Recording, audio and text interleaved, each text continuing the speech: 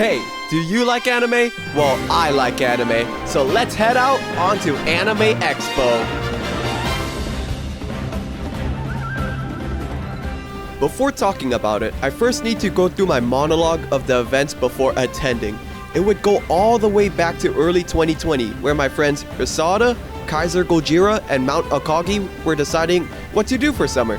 Since half of us haven't gone to Anime Expo yet, we decided that 2020 would be the year to go. Then COVID happened. Well, hey, we thought. That means we could just wait for Anime Expo 2021, right? Yeah, we saw how that panned out. However, 2022 had a lot of potential going for it, with restrictions lowering and all. And as such, Anime Expo was going to be in person this year, so that only meant one thing. We're going to Expo, baby! Since this was my first ever convention, I had to do a lot of research going in. But I'll be honest here, I was literally just searching stuff up on Reddit. I wouldn't really call that research, but hey, if it works, it works. This leads to one of the important things about Anime Expo, which is planning beforehand. We'll get to the first basic of planning out of the way first, and it's the booths. Before thinking about going to Expo, one of the many things you should find out is whether or not your favorite company or artist is going to attend it. Why is it important? Well, you see, by seeing the attendees, you're able to gauge your time spent on which area. As such, Anime Expo's floor plan proves to be very helpful in this situation.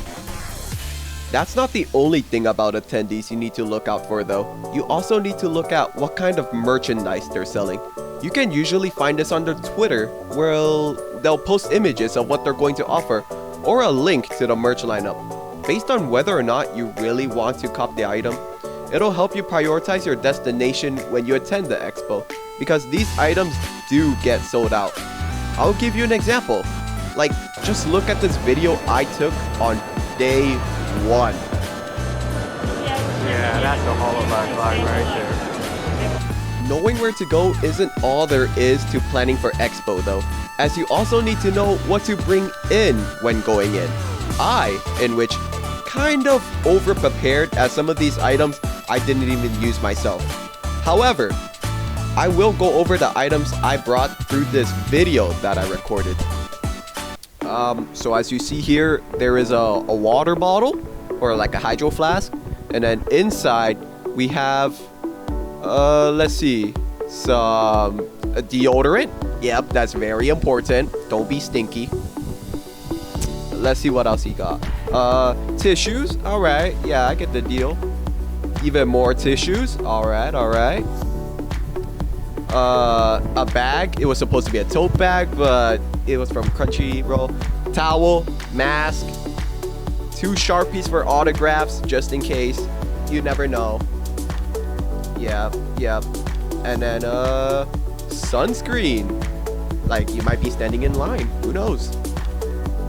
And then chapstick. Yeah, your lips will be dry. They won't see you through the mask though. I don't know. I also brought some snacks, hand sanitizer in there too. You know the vibes. In here, there's gonna be even more snacks and also more tissue. Okay, that's it. Oh, I also brought a poster tube with me, in which you can find one for around $4 at Daiso. Helpful note, by the way, when you have a bad memory like me, you can use something like Google Keeps to make a checklist on what you need, in which I didn't use for day 1, and as such, I kind of forgot my lunch. Yeah. Oh, I forgot to add, you should get everything ready on day 0 first.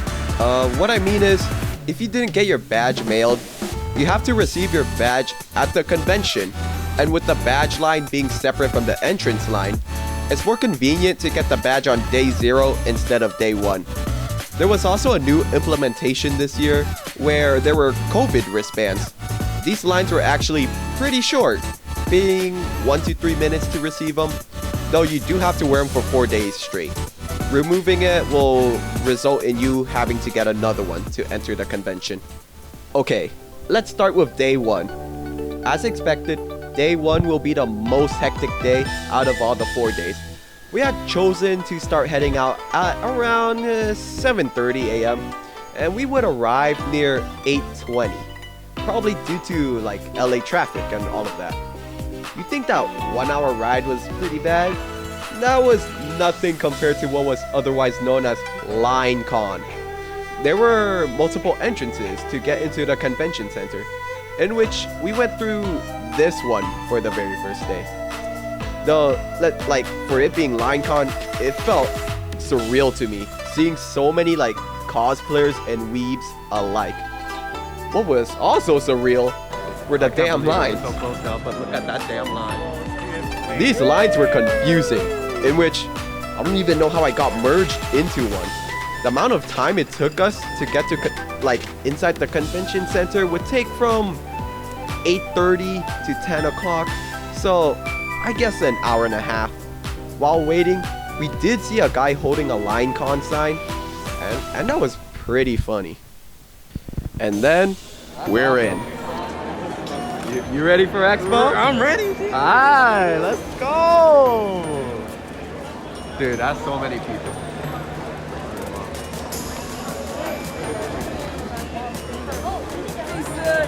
Yeah? What? Let's go. Both my favorite shows right here. Okay. We went from somewhere near the entertainment hall and headed over to the exhibit hall. At the exhibit hall, we decided to split up into pairs because each of us wanted to buy our own stuff. Honestly, a miscalculation on our part because the signal on day 1 was abysmal. I was like planning to say to meet back up somewhere in an hour, but by the time I looked back, they already booked it. So then it was just the 2 of us left, me and Kaiser. So I headed straight for the OmoCat booth first. I don't know if this applied to many of the booths, but OmoCats was infuriating for me. Because of their small area, the line was always at max capacity. And you needed to be in front of those, like one of those reps to be considered in line. However, you weren't allowed to loiter either, so it was like basically just playing a gotcha, trying to get in line by luck. That is to say, I blew like 1/3 of my budget from the OmoCat shop. So I spent the rest of my time just traveling. Kaiser also got some Gojira figures while we were walking. He blew about the same amount as I did. During the walk, I did make sure to like cop some pics of the displays and cutouts there. What we didn't expect though was meeting famous people. For Kaiser, he was able to meet some famous Valorant players. Like, since I personally don't know the FPS genre and like them in general, I didn't really try to get a pic. But after that, we walked a bit more and later met up with Mount Akagi again. We noticed that BTMC was streaming, so I, more or less decided to stream snipe.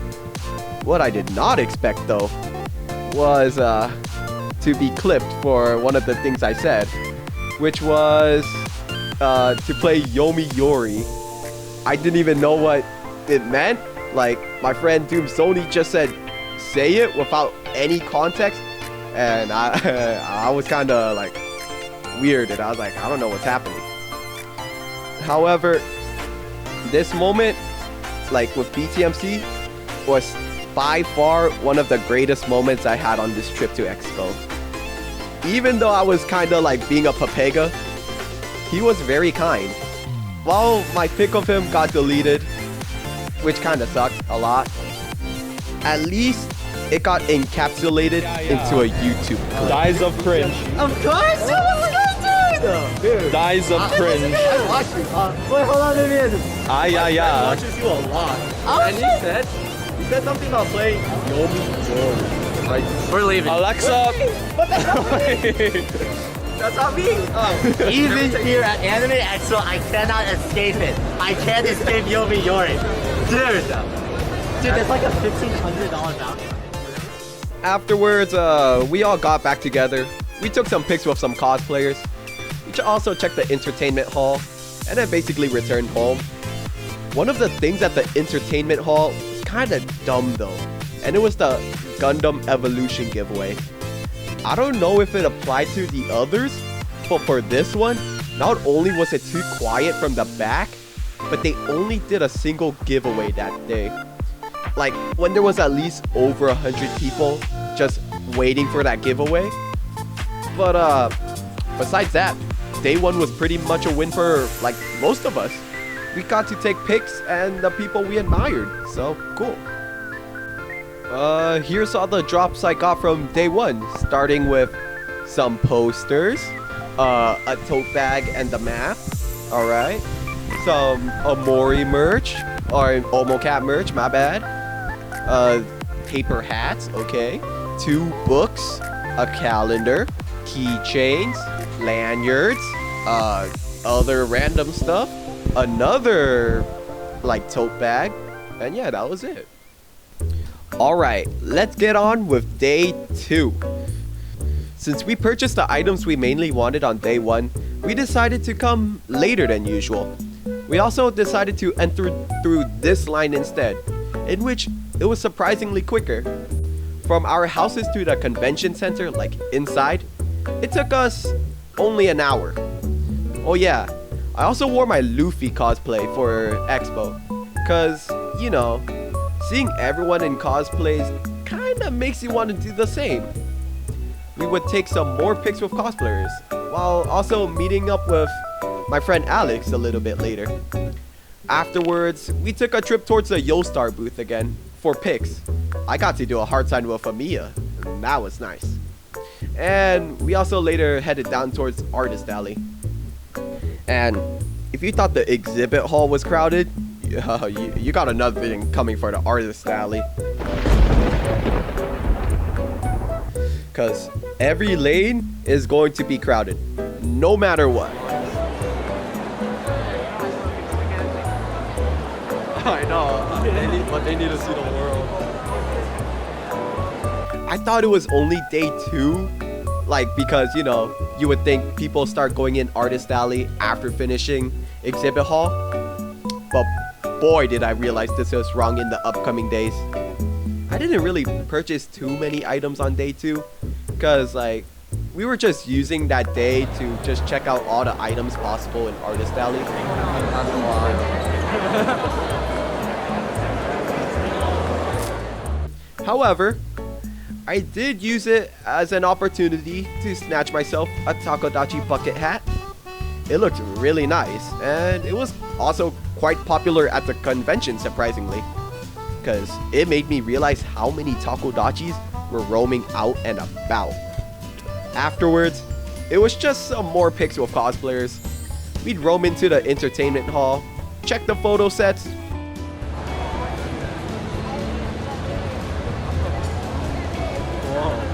head back to the South Hall lobby, and take some even more pics. I think one of the coolest cosplays that day was definitely the Zhongli pillars. It was pretty funny. But that's basically it for day 2. Here are day 2 drops. We got a tote bag, a lanyard again, a Hatsune Miku pin, we got a trading card, we got some gamer subs from Waifu Cups. Ooh, that rhymed. I think we got a sticker. Yeah, we got a postcard. We got a pin, the Takodachi bucket hat, and yeah. Oh, we also got a fan. So that was pretty cool. Now it's day 3. Right off the bat, it was already hectic. We went around the same time again, 9 a.m. Reached the area within the same time. Like 10. Damn, Jason, look at that body pillow. Oh. Look at that class. The line is pretty short this time. But then again, it is like day 3. Still an Anime Expo line now, so. Yeah, reasonable. 2 things immediately happened after this. One, well, was that the short line that I said in the video was actually not the correct line. It was for the autograph tickets. Second, Mount Akagi forgot his badge. Great. Risota went on ahead for the moment while I stayed in the autograph tickets, thinking about what to do. Also because I wanted to trash taste autographs. But then the autograph tickets for them ran out, so that kind of sucked. We later caught up with Brian, and we got like somehow merged into the entrance, so that was nice. While like once we finished the bag check or whatever, Akagi was not really allowed to enter in, and so as a good friend, we'd stay with him, right? Yeah, I'm sorry, dude. He went through the registration area, I think. However, like, I did contact one of my friends to help out. Yeah, I contacted Alex to help out because he didn't head out to Expo yet. It took about an hour, but Alex was able to bring the badge to Akagi, and we all got united again. During that time, though, Risota bought some stuff, like from ARC, and we headed over to the Yolstar booth again because I wanted a pic with a ship girl. I didn't get one like the previous days. Once we regrouped, we went down towards Artist Alley again to make some purchases. This would be the day where I probably bought the most items. Not cost-wise though. But I do think the cosplays that I saw on day 3 were the most memorable. I mean, like the previous 2 days, these cosplays were pretty top-notch. There was the dancing dude, made with a giant anchor, a short cleave, Makima stepping on me, Majima with the tattoos, Nekopara but with dudes, FGO, and Overlord. Whoa, rewind on that. What did you just say? Nekoparu with dudes? Yeah, that was pretty odd. No, like further back. Aha, May with the giant anchor? Yeah, it was a pretty big anchor. I'm talking about the Makima, bro. Oh, yeah, I got stepped on. Okay, wait. Don't click off. It sounds bad, but let's give some context first.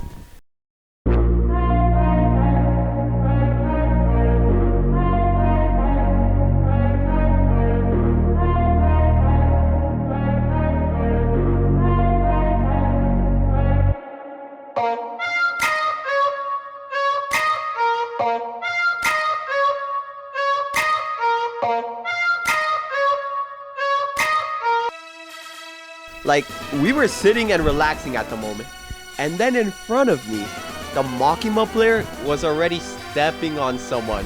And like, you know, her group was like having a fun time, and the Makima herself was like kind of bewildered at what's happening.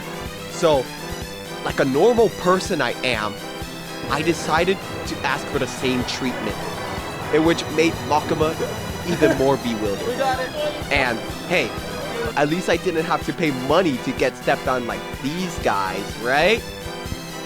Yeah, okay, that sounds pretty bad. But alright, day 3 drops, everyone, here they are. So we have the tote bag and the lanyards again, alright. We got the Pixiv bag with some of their postcards. We have the gamer subs and more stickers. We got some bleach items. We got another lanyard, a crony poster, some pins and keychains. We also got the acrylic stands for Genshin. Yep. We also got another lanyard, this time with a lot of pins from the Hatsune Miku colorful stage, I think, or Project Diva. And yeah, that was pretty much it. Oh, there was a crony pin, crony keychain in there too. So yeah.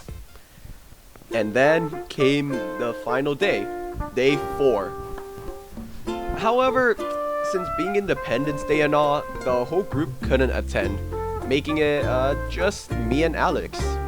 We went even later, like coming at 10:30, and getting inside the convention at 11. It's like way less crowded now. Yeah, I mean, look at the panel. Oh, it's already 11. I think it's too late. I think it really is. Maybe everyone just dropped it. Well, went to the Chainsaw Man place. You know, being the final day and all, we just basically did like side quests. We started off with the Tower of Fantasy, where we had to spin the wheel for a possible chance of getting goodies, in which we did not get the goodies. We like got postcards. But afterwards, we grabbed the Crunchyroll bag. There was also some Naruto scavenger event happening. was kind of fun for what it was, like how short it was. After that, we decided to go for like the Bushy Road stamp rally. We weren't able to finish it though, like because the last stamp was kind of full or something. But for the rest of the day, we just went around the whole place, taking pics, going from Persona 5 to Honkai, and then back to Yostar. There were two like wild pics that happened in this day, in which one of them I had to step on the Fatuis and Hilichurls. Well, that was like kind of scary because, you know, I was their first target and like I didn't want to dirty their cosplay, but then they were like saying step on me with such vigorous passion. Okay, I kind of understood what I felt to be in Makima's standpoint at that point. And the other pic was me getting sat on. Okay, wait. To be fair, there was a person before me getting sat on. And, you know, one of their friends were like in front of me saying something like, oh, you're gonna get sat on too, right? And, you know, as the civil person I was, I went, for sure. The cosplayer was nice about it. So, here, you can have her ad if you want to check it out. We later sat outside to eat. Went to see if we could see the closing ceremony. We couldn't really because the line was packed. Cop some more pics, and then after that, it was the finale of Anime Expo. I kind of forgot about the day 4, so here they are, the drops for it. We are starting with posters, cards, like postcards, stickers, more stickers, even more cards, 3 fans from the Honkai rail, pictures, more postcards, acrylic stand, pins, keychains, stuff like that, and a wall scroll. We didn't get the tote bag and the lanyard from Anime Expo because they ran out for day 4.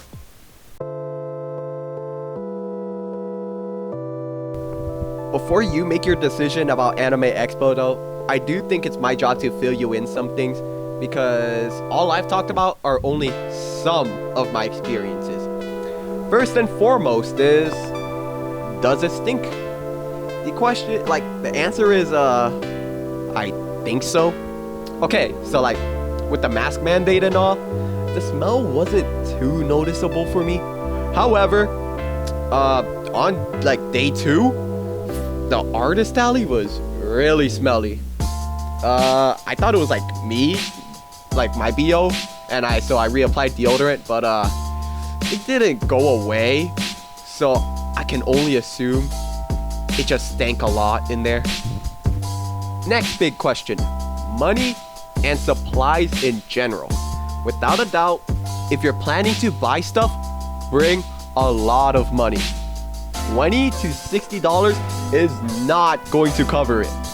I set my budget at $380, and by the end of the trip, I blew like 300 of it. Be sure to have 2 forms of currency, as some sellers will require like either card only, Apple Pay counts too, or cash only. Also be wary of where you put your belongings, because I heard some people got their stuff snatched, so yeah, that sucks. Additionally, be sure to bring water and food and whatever else you need. I do not need you dying on the floor because you forgot to bring lunch for 4 straight days. The food there is also quite expensive, being more or less $20 a meal there. Like, if you could look at this video, yeah. It's pretty much there. One of the important supplies you should bring, of course, is comfortable shoes.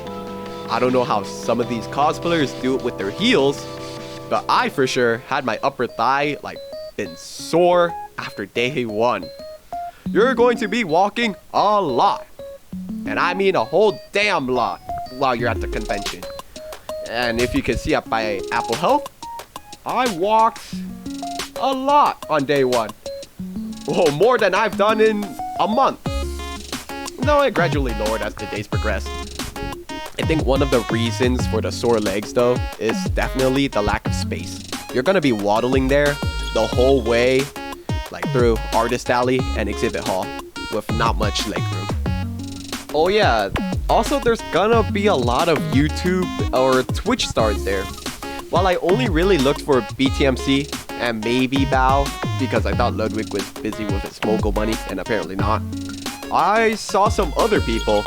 One of them would be like Tawanto at the Genshin booth, and I also saw some guy in the Artist Alley. I kind of forgot who he was, because I wasn't really actively looking for him.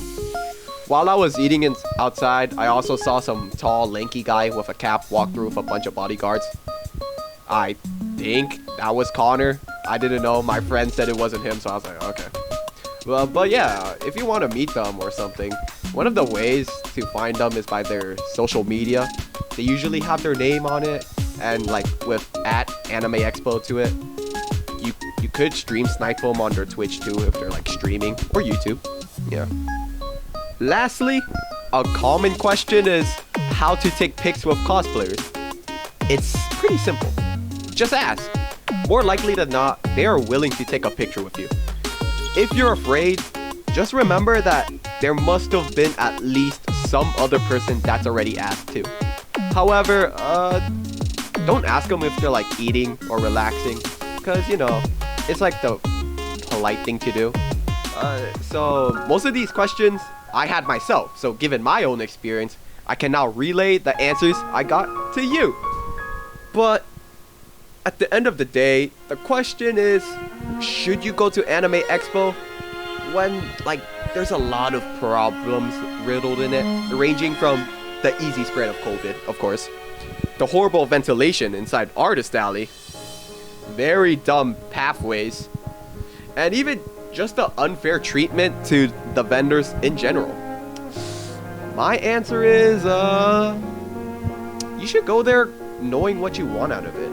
The reasons could be for like getting merch without the cost of shipping, taking some pictures of cosplayers, or even meeting famous personalities. For me though, you know, being my first ever convention, and the main convention I wanted to go for the past 2 years, of course I had nothing but astonishment for it.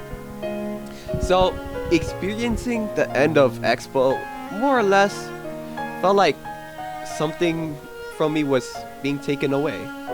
I mean that, or it was COVID that made me lethargic. But yeah, Anime Expo was an unforgettable trip that made me learn one important thing, and it's that, man, I need a girlfriend to step on me.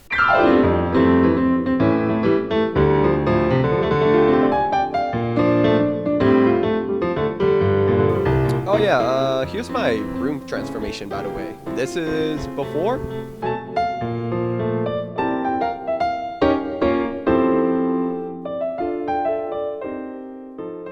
And this is after.